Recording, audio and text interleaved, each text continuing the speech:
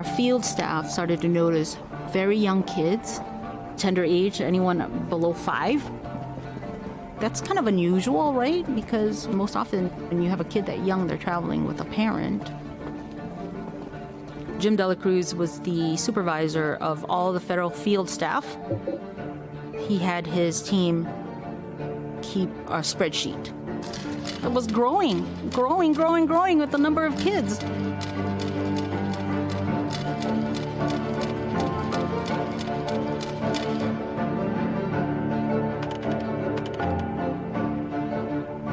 One of the issues I raised to Scott Lloyd as a concern is we'd run out of beds for babies.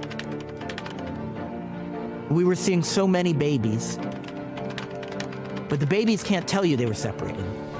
That's a look at the new documentary, Separated, based on the New York Times best-selling book by our friend, NBC News correspondent Jacob Soboroff.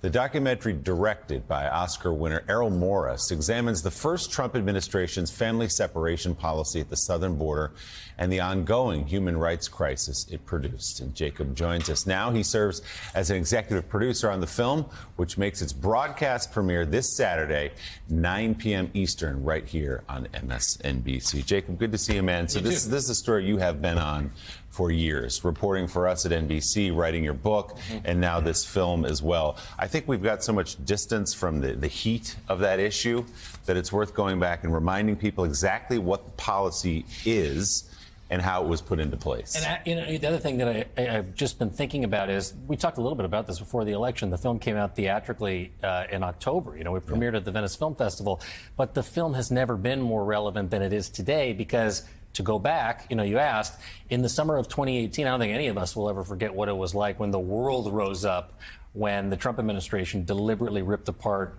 5,500 children from their parents for no other reason than to harm them. And now here we are on the verge of mass deportation, which is family separation by another name. It is not family separation of children from their parents at the border, but it's family separation on a massive scale of parents from their children in the interior of the country, at their schools and in their homes and their workplaces, in a way that we have never, ever seen before. And so what a blessing it is, not only to start this reporting with NBC, but to get to continue it with Errol Morris, the Oscar-winning director, who has trained his lens on some of the most consequential figures in American history: Robert McNamara, Donald Rumsfeld, the operators at Abu Ghraib, and now this chapter in American history, which the Republican-appointed judge who stopped it said it was one of the most shameful in the history of the country. So to remind people, Jacob, what was the stated goal of family separation? We know what it actually did, but how did they defend it? As Jonathan White, the career official from the Office of Refugee Resettlement, says in the film, separations were the goal. The harm was the purpose. And I say that objectively as a journalist who has worked here covering this story for 6+ years. Look at the emails in the movie. Listen to the people in the film. Prosecutions were a mechanism. That's what they kept saying. Kristen Nielsen, when I interviewed her for Dateline that summer, said this is about following the law. But that's not what it was about. If you listen to other people that were involved in this policy, the point rather, was to harm. The point was the cruelty, as Adam Serwer coined for The Atlantic famously that summer. So Jacob, you just kind of hinted at why this is so important, not just because it's a historical document, a moment in time, but it perhaps foreshadows what's coming with this next Trump administration. And the mass deportations, there are some who say, oh, it's just a threat, he won't follow through. But he did follow through in 2018, as you well chronicled. And it's the same people, Stephen Miller, involved this time around, too. Tom Homan as well. Tom Homan, the incoming border czar. You'll see his name all over. Microsoft Outlook has never looked so good than in this movie, because you see emails presented in this way that really is extraordinary, actually. It documents in this forensic way. It is a forensic examination of this policy, just like he did a forensic examination, Errol did, of Vietnam, of Iraq, of Abu Ghraib, of even Steve Bannon in the American Dharma film, and what became, I think, January 6th. And so you look at how this all came together, and it is all laid out right there for everybody to see in the way that only Errol Morris can, by the way. Like, I could never do what Errol has done in this film. Communicate to the American people in this visual way, like you're seeing on your screen right now. By the way, with the use of emails, with the use of documentary interviews with some of the key officials involved in the policy, but also with narrative, with a fictionalized story of a mother and son that is put together by Eugenio Caballero, the production designer of Roma and Pan's Labyrinth, another Oscar winner who's involved in this production. It's really a beautiful film that he's put together. So, Jacob, as you reflect on the making of the film, the origin is your work here. Cruelty is the point. Cruelty will continue to be the point, apparently, going forward. How do you rationalize the idea, the fact, that so many people voted for Donald Trump to put him back in office knowing that things like this and as Jonathan mentioned, you know, Tom Homan, Stephen Miller, all these same cast of characters are going back in there, and they're the ones that put this into place in the first place.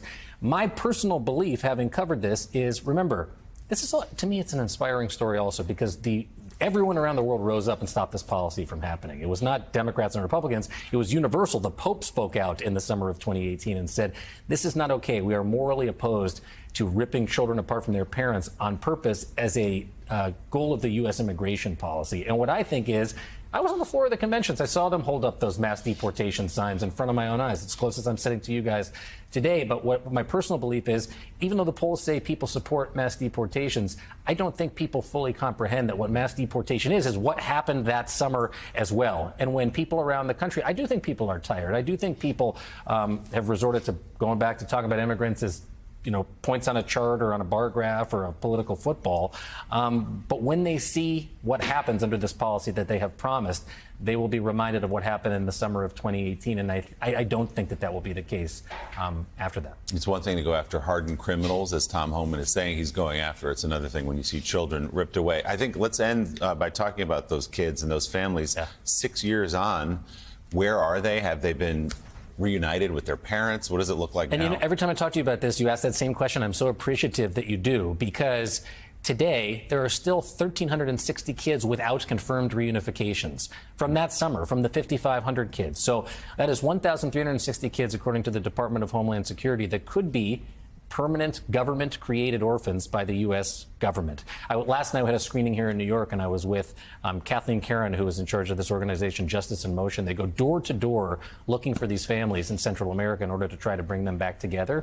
And she said some of them may never be put back together because of the way, and you know, haphazardly implemented as a generous description of how they did this, but because there was virtually no, you'll see in the movie, virtually no record keeping, and that was on purpose. There were emails that say, what a fiasco, or this defeats the entire purpose when they started putting these families back together, because this is what the Trump administration wanted when they instituted this policy in the first place. And the consequences are today, not only the 5,500 who will have a lifetime of trauma, but 1,360, as we're all talking about this, that potentially could never be put back together. And the story that continues, and I know you'll continue to cover it in this new Trump administration. The new documentary, Separated, premieres this Saturday, 9 o'clock Eastern, right here on MSNBC. A must-watch. Executive producer, NBC News correspondent Jacob Soboroff. Jacob, great to see you. Thanks.